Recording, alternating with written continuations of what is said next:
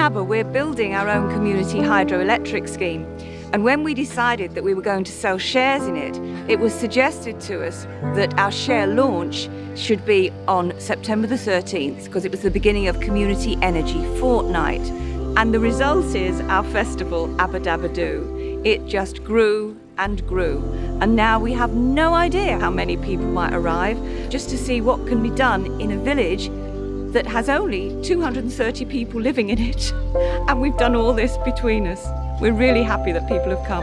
It's been a marathon effort to get the festival up and running. There's involving lots of people in the village. Many perhaps have never done things like sewing bunting and making banners, and it's been a fantastic effort. And what I found about the village is there's so much togetherness here. I mean, you find it creates a lovely family, sort of village community, and it really is a close-knit community, especially with ARC, which has brought together this regeneration scheme. Oh, my name's Yola Williams, and I've come here today to help launch really and publicise the Aber Gwingregin hydroelectric scheme, which I think is a very worthwhile scheme, because hopefully it'll involve the whole village. They can become involved, they can invest in it. It's a scheme to create electricity, of course, but also to make money, to sell that electricity to the grid. And for me as a conservationist, I think it's the way forward. I'd like to see lots more communities in Wales doing this, because we have so much water here. We should make use of that water. On top of that, we have Aber Dabba Doo here as well, which is like a big festival, and it's absolutely fantastic. Everything here, from jam competitions to flower competitions to raffles to archery to duck races to male voice choirs to burgers and cakes and cups of tea. And I've got to say, it's been a fantastic day. So in terms of environmental impact, this scheme is going to be very low impact on the landscape and on the river.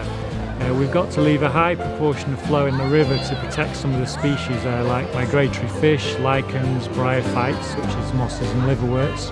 So there's at least 60% of the flow, or 60 to 70%, will stay in the river, and we will extract the other 30% for the hydro scheme. There is only one place that you can actually see the pipeline above ground, and everything else is very deep underground and out the side.